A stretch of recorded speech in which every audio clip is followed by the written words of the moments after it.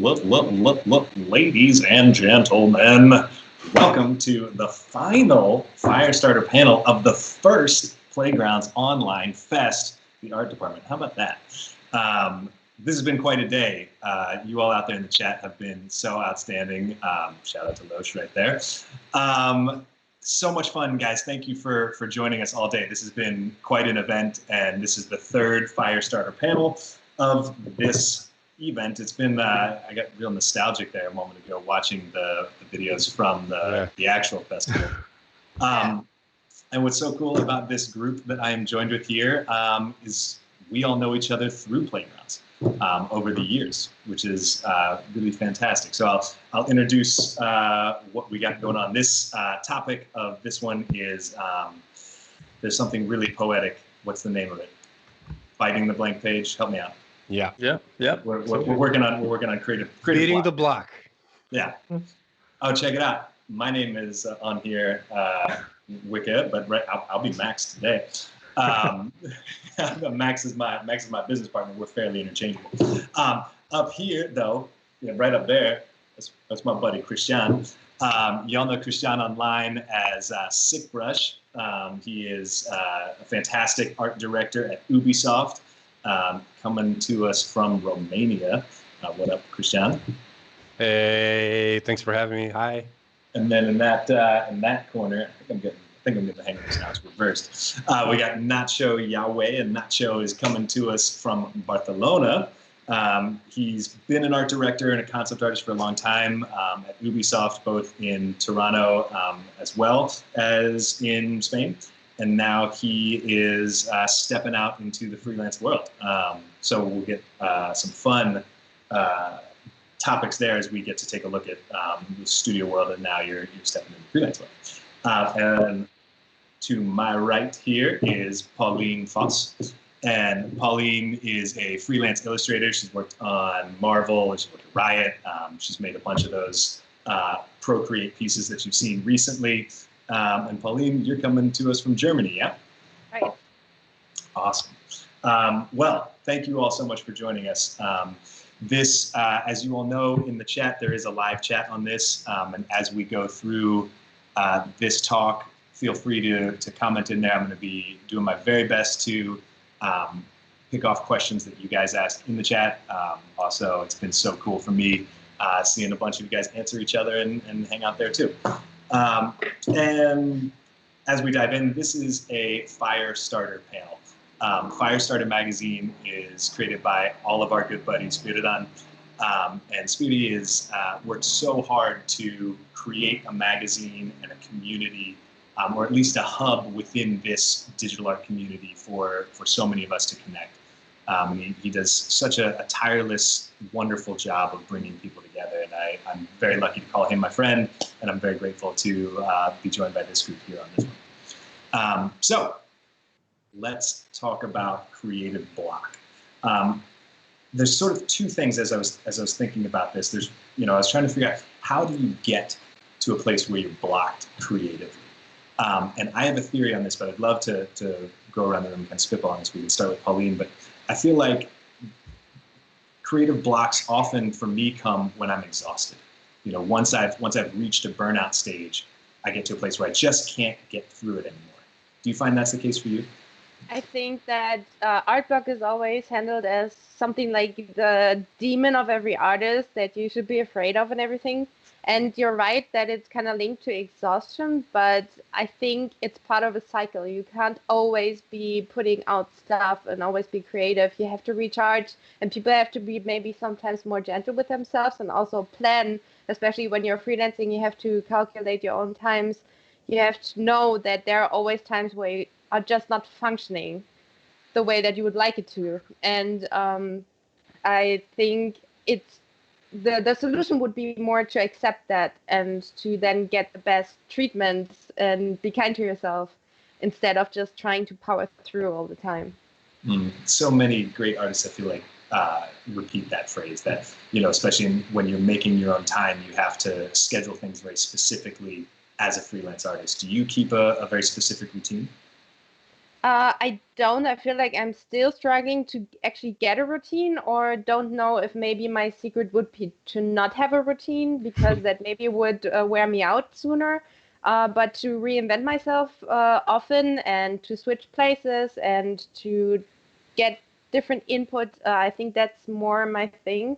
Um, yeah, so, but I don't know. I'm not good with routines anyways. I'm not good for giving tips on routines for artists, but I think it's important to watch yourself and to see what feels good to get in, like, you have to get comfortable in getting uncomfortable in a way, if that makes sense. I like that a whole lot. Nacho, do you find that same sort of thing of finding comfort in the uncomfortable moments? Yeah, well, that's what I was saying. Like, I think part of being an artist, like a professional artist, is the frustration. I think a lot of people that start drawing or they get interested in art, some people give up very early because it happens. Sooner or later, it's going to happen that you're going to find a block, a wall, or a frustration point that you don't know how to climb that wall. And I think what maybe makes a difference between an artist that is dedicated to art is that you overcome those obstacles and you keep going and you keep going, and you know that is something that is going to happen over and over again, and somehow you need to learn to live with that. Do you find that you sort of can push your own fears or stress or judgment behind? You have to let go of some of your own criticism? For me, the thing, I kind of make an exception when I'm working for professional work and when I do my personal one. When I'm in professional work, I don't know what happens, that I just like get rid of all those fears and I just have to jump into that, and that's all. Something I just go in some kind of automatic mode. Once I do my personal stuff is when I struggle a lot. Like I start like adapting myself, or if I like this style, or I start seeing all kind of amazing styles that I love or topics that I want to try, and my head gets like full of these ideas and I don't even know what to do anymore. So that's so I think, on the name of the blank page, when given a million options, it's so hard to hammer down one. Christian, how do you balance that between doing work for Ubisoft and then personal work? Well, I mean, I had to break it to you guys, but no, no.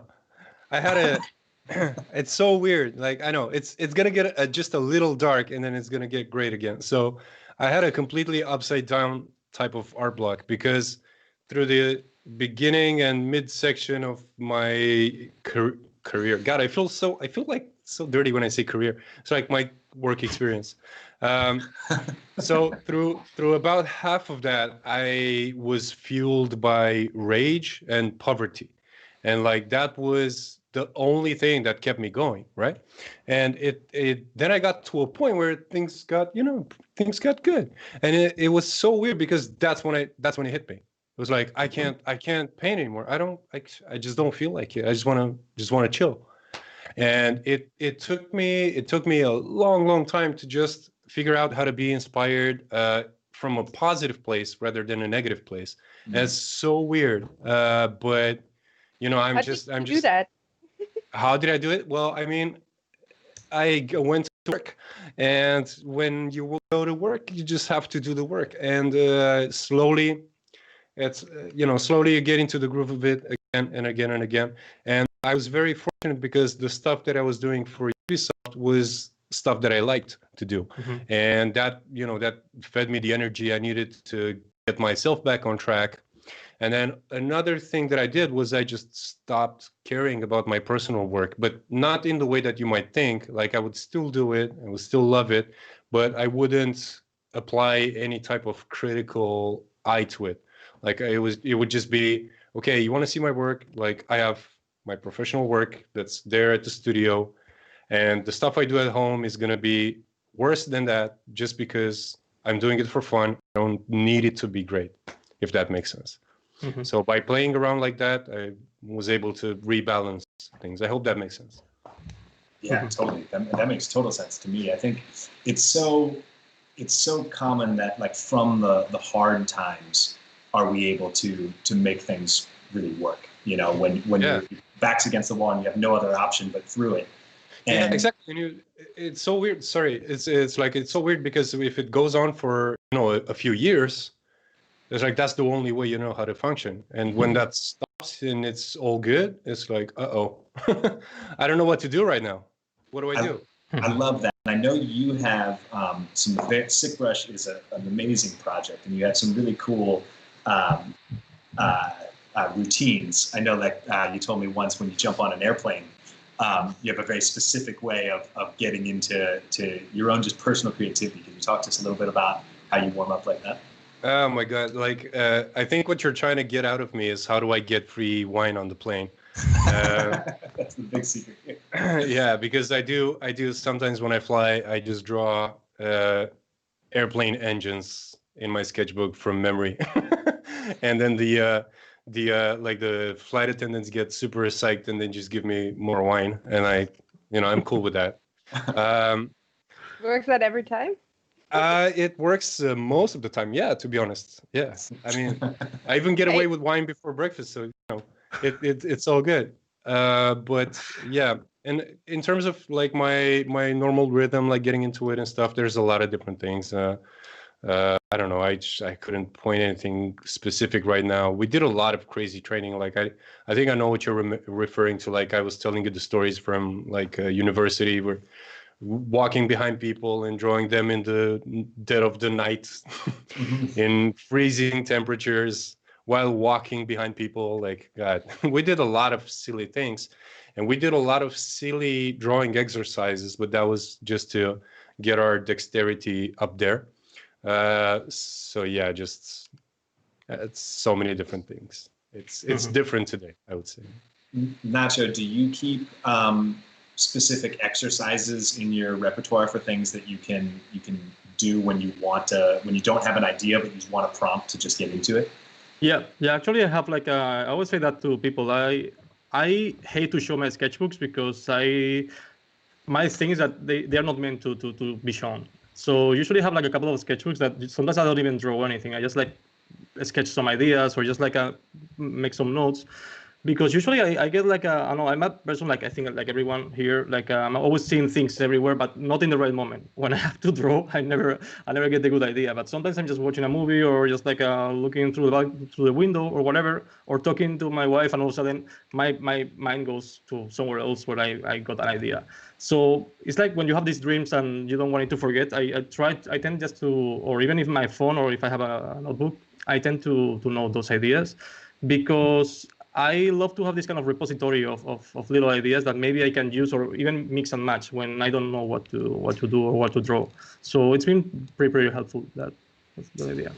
I love that. A question has come in here. I saw it. I've lost it now, but it was how do you deal with comparing yourself to other people, and does that creatively block you? For who? Take it away, Nacho. Yeah. For myself, I kind of stopped like comparing to other people like long time ago. I think that was the phase when I was like growing up. Like I think I had three phases. The first phase when I was just doing this for fun. The second phase when I was like trying to overcome all those challenges and I wanted to become like a concept artist or a bigger artist. I moved to Toronto to work with the biggest concept artists ever. I got very frustrated. I was comparing myself with everyone, but that also led me to be better and become better. And right now, in a moment that I'm almost 40, I've been like 19 years working in the game industry. I don't want to compare myself anymore to anyone because that is not healthy. So I try to just like get things that I like. I mean, it's like I love the storytelling of painting that Christian did, or I love how Paulien uses the colors. These are the things that I like to compare, but not comparing. It's so useless and it's so toxic to start comparing yourself to other people. And you see it every day. I mean, you open a website like ArtStation or whatever, and you see like thousands of times the same art because it's what we are doing. We are like constantly bombed with new ideas and very cool ideas, but you get everything and you just want to emulate that. So I stopped doing that. And usually I never check these websites when I'm in a crisis like this because it's not good for me. I don't get inspiration. It's not going to help. Yeah. I think it can. I mean, it depends. I think comparing can be a tool. It's too easy to make it a toxic thing, but I'm very thankful when I see someone who is better than me because then I try to deconstruct what is making that person's art great, and then I try to maybe take one specific thing to try it out, and maybe it fits into my workflow, or like I am actually glad when I find something like this. But I agree, you're not always ready for browsing through ArtStation or pages like that. But you had a good point. You said deconstruct, and I think that's a good thing. It's not just comparing yourself. It's like picking the things that you really like. And I see that a lot of people, with usually new people that they don't know what to do, they see a cool robot or they see a good castle or whatever. It's like, wow, that's so cool. I want to do a robot. And they just like sit there and they do a cool robot, and it's like, I have nothing here. It's meaningless because they don't know what's behind that painting that the other person did. There's storytelling. There's some intentions that they get lost in the road along the road. So it's cool that you get an image that you like and you analyze what were the intentions, or why that light, or why that color, or why that storytelling, and that's the good thing. And you get just one thing, not the whole thing. Yeah, I think it's easy to get overwhelmed if you see a good piece and you're just like, wow, that's awesome, I suck. But if you actually try to pinpoint what it's making it great, it can help you. Exactly. Yes, I totally agree. And I think, if you live in a vacuum and you're only producing things without picking your head up, you're cutting yourself off from the opportunities. And I think there's deconstruct and where construction comes out of that, I think is a really cool way of thinking of it, because it's so easy to tear yourself down if you let yourself go down that path.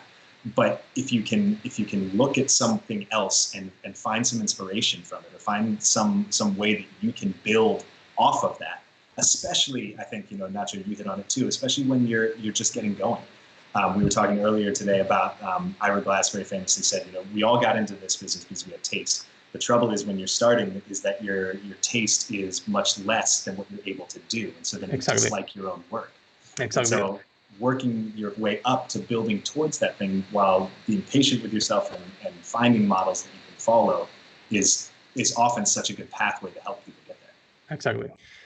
I don't know, man. Come on, Chris, I'll give it to you. What do you think? I want to be that guy from Britain's Got Talent. I don't know, man. I would love to. No, I just think you guys are super nice. I don't like it when other people. I don't like it when other people are better. No, I'm just kidding. But I think comparing yourself is a huge issue, and I don't know. It takes a lot of growth, I think, to get to a point where you're not comparing, but you're analyzing. Like you're saying, it's like, okay, I know this guy. I've seen him around for like 15 years. He's still here. Everybody still talks about him. His work is still, he's still doing work for the top companies. What the hell is he doing? So when you start thinking of it like that, and you're looking at his art, it's like, I like this, but I want to know why. That's when you start getting into that mindset of, okay, I'm going to break it apart. And I'll tell you honestly, a little bit of OCD helps. I'm not going to hide that, because I do get caught up in these things sometimes where I'll be talking to some of the concept artists in my team. And I'll be like, there's this guy who did a painting. I saw this window that I really like, and it's the perfect window for what we're doing here. And then we find the image, and it's like a city, and the window is like 10 pixels. Like, yeah, that one. So it's that one. Just do that, and then it's approved. So yeah, I mean, it really does help when you try to keep a critical eye on the artwork you're watching. That's it. Really. Yeah. I think it's a really wonderful thing to be able to take inspiration from things and know what's happening and to use it, because none of us invented this. It's important to get to be revolutionary in your own way, and then also to combat the blank page. I'm curious to hear about y'all's personal practices. Do you find what happens, when it inevitably does for everyone, when you go to sit down at the table and you just got nothing? Do you what do you do? I'd be interested to hear from all three of you. What's the first thing you do? Like, it's that time, I'm supposed to produce some artwork here, and I just don't know what's going on. Who wants to start? Paulien? I don't do anything. I just go away. Right. Yeah, well, I mean. Well, what about when you have to produce? Yeah.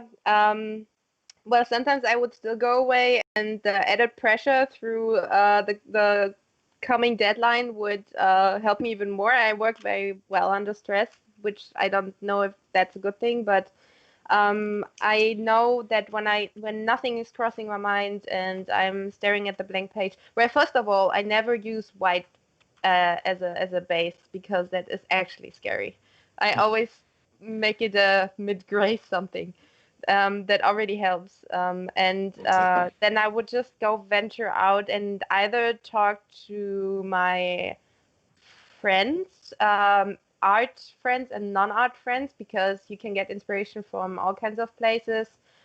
Just like brainstorming with people around me to a certain topic maybe, or I also like what Nacho said, like you keep sketchbooks where you just maybe, like in my sketchbooks, I write a lot as well when I have certain ideas that maybe I can later reuse or mix up. I also sometimes, like every time that I'm supposed to work on something and I really don't feel like doing this, I get 1,000 ideas for other things. Every time that I don't have the time to actually do my stuff, I get all the ideas, and then that's where I try to catch them and then reuse them later. I have like a million started sketches on my iPad that will probably never be finished. Yeah. But I think it's very wise to plan ahead in the sense of really collecting when it's there, so you have something that you can get back to when you need it. Mm. For me, as I said, it's professional. I don't know why. I'm very stubborn, and I really know that if I keep going and going and going and pushing, something will happen. It's true. It always happens. I don't know how. If I'm with this thing that it needs to be done, I will do it. If it's personal, it's true that sometimes I also find very healthy just to don't do it. I mean, it's not like it's a duty that you have to do. I mean, if you can't do anything and go out or do other things, or even I'm starting to, I did fine arts many years ago, and I quit doing oils. And sometimes it's like, okay, I'm gonna try to switch to another media. I'm gonna try maybe. I don't going to get the same results as in digital, of course, because I'm not as good in oils, but it frees me a lot of all these kind of like possibilities that you have with digital software. Because sometimes I found the traditional, even sketching, I prefer to sketch also in a sketchbook and not in an iPad or in Photoshop, because the fact that I'm all limited, it helps me a lot to get rid of all this bullshit around and just like go to the point and make mistakes and learn from those mistakes, and it helps me a lot. Mm. I love that. No. No, I'm just messing around. So yes. Oh. There you go. The power of change. No, but yeah, but no. So what I do at work, at least, is what I try to do is I try to plan for it, if that makes sense. Because now I have different responsibilities as from the art direction side, managing all that. I have my team of concept artists. I have to manage them. I have to make sure they know what they have to do, and then reviews and everything else. That's just the daily life. And what I do is I try to plan for it. So I try to relax my planning in a way where if it hits me, I'm just like, you know what? I'm not doing anything today. I'm just gonna make sure that everybody has what they need to go through this day where I can just be dead to them, right? So it really does help sometimes. And I found that between being at home and being at work, I do tend to recover faster when I'm in the studio. It's just interacting with people. Like, I don't know why, but it has nothing to do with art. It has nothing to do with talking about art. It's just interacting with people, talking about their day, talking about whatever we did yesterday and things like that. Even talking about what we're going to work on today. And that just slowly kind of drags me out of it. And if I'm at home, I mean, I don't know, I just do crazy stuff. I just play something, or I just don't do it. That's the answer. I just don't do it for a little while. I don't push it. If I don't have to, if it's not a client, or if it's not something that's pressing me to finish it, then I just don't.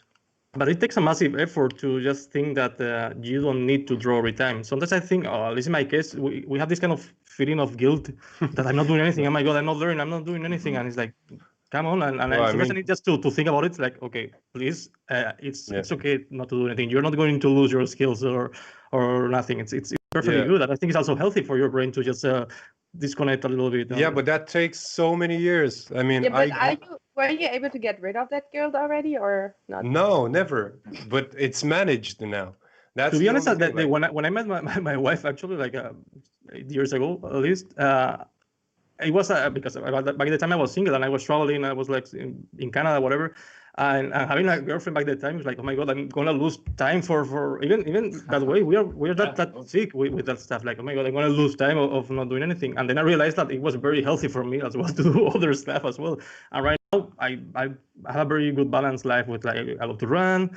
That's another good thing that it has been a lot that I forgot to mention, that running or doing exercise or going for a drink with my wife or just cooking, whatever. All those things also are like inspirational things for me. And sometimes in those moments, as Paulien says, is when all these magic ideas come, not when I'm in front of the computer trying to think about what I want to do. yes. Oh, go ahead. Yes. Oh, we got a yes. Yes. Again, another yes. Oh my god, what is happening? The power of change. 2 in a row.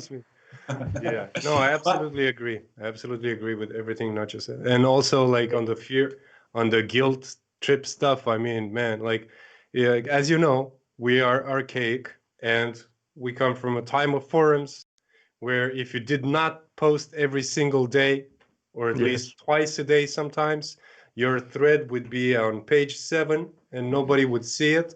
Yeah. And then that was it. So you had to do it. And if you grew up in that system of, like, constantly having to put stuff out, even on my Facebook, like, I barely post anything now. And it's just because I was in that system of, like, every day. And then you get to a point where it's like, well, you know, I do kind of want to post it, but I only spent 3 hours on it. And it's kind of bad. And people are going to judge. And you know what I mean? They're going to compare stuff and, like, I'm just not going to post it. So that's how you curate. You just don't do it. No, really, it's true. It's a good thing to do. Just like stop that, and even if it's healthy, also to disconnect a little bit from social media. And we are in this time of constant validation, not just art, in everything in our lives. Everything is so perfect, and we need to be validated every time for every single thing that we do. That, man, we're all stressed up.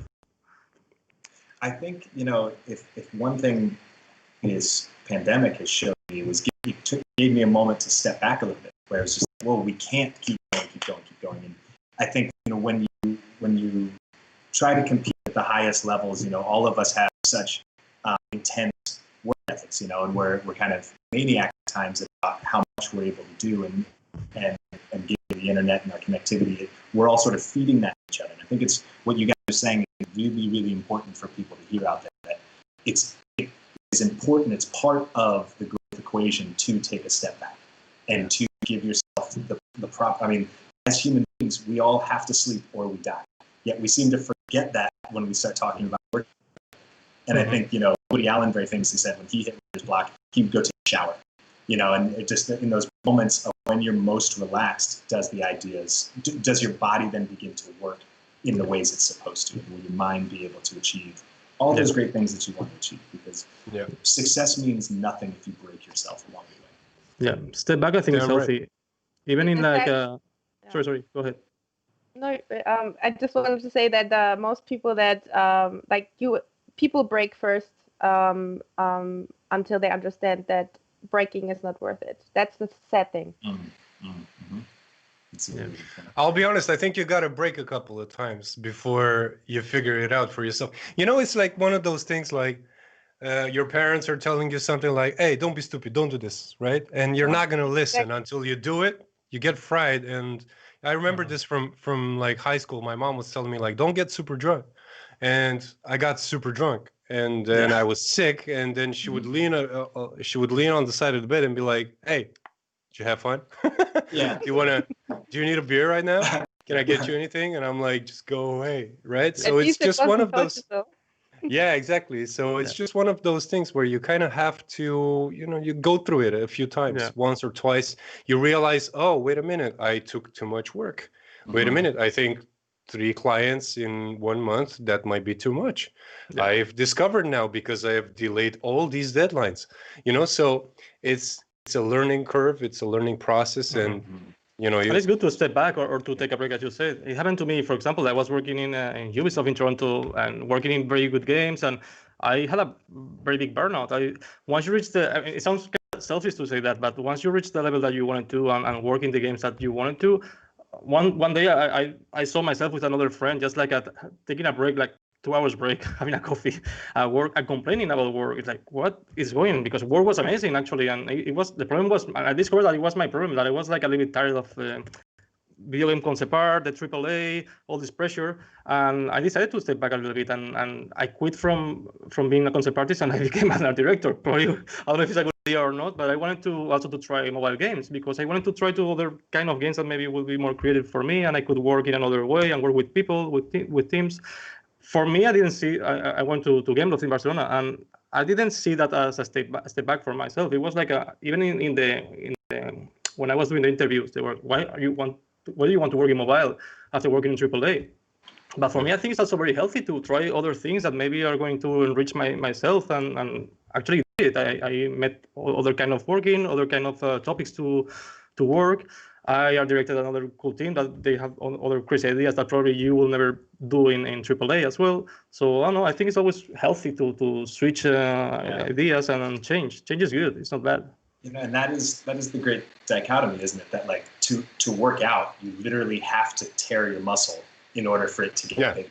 Exactly. And then, like cooking on a stove, you have to moderate the heat. You know, you have to find where your thresholds are. You have to push yourself, and you have to relax. And only you, as an individual along the way, will figure out what works for you. I think, you know, I'm sad our clock is ticking down here, because I would love to carry this conversation on, and I'm sure there's much more we have to say on this, and I want everyone to be able to get to connect with you also. I'd love to go around the room and just drop how people can stay in touch with you guys along the way.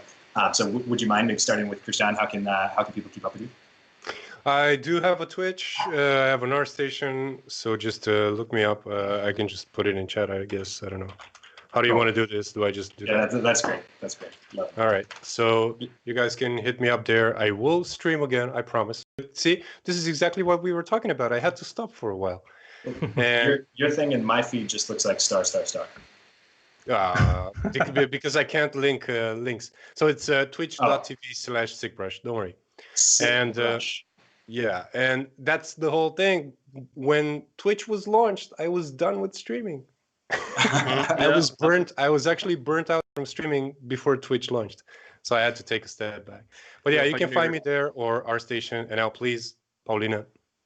My nick is Scadivore, basically everywhere in ArtStation. I'm mostly active on Instagram, Scadivore, or just Google my name. Scadivore on Instagram. Yeah. And Nacho? Mine is Nacho, like nachos with cheese. That's my name, Nacho, and then Yagüe, Yague. So cool. Look for ArtStation, Google, whatever. I have everything. I'm everywhere anyway. Could you type Scadivore? I don't think people know how it's spelled, and I don't have access to this chat right now. I will write it for you. Scadivore. Thank you. Please, yeah. Paulina. There you awesome. Go. Yeah, perfect. Thank you. And just put a mat. There we go. Well, we are out of time, and I'm so sad, because this has been so much fun, and this is the end of the Firestarter panels here on the first Playgrounds Online Festival. I want to throw a huge shout out to Jacqueline and Leon and all of the Playgrounds team for their tireless hard work to bring this thing to us. You know, thank you guys. A really wonderful thing they've done, and thank you to Speedy for as always bringing your vibes and your energy. Huge thank you to the chat. My name is Banks Boutté. You can find me, just my full name with an @ symbol on Instagram. I'm here with Kitbash 3D. Thank you all so much. Hope to see you all in the real world sometime soon. Yeah, please, yeah. And if not, please let's keep in touch here. This the digital art community, being part of it is one of the coolest things I get to do with my entire life. And so let's keep this going in any way we possibly can. Thank you. Bye. Thank Bye, you. Chad. Bye, guys. Bye. Bye.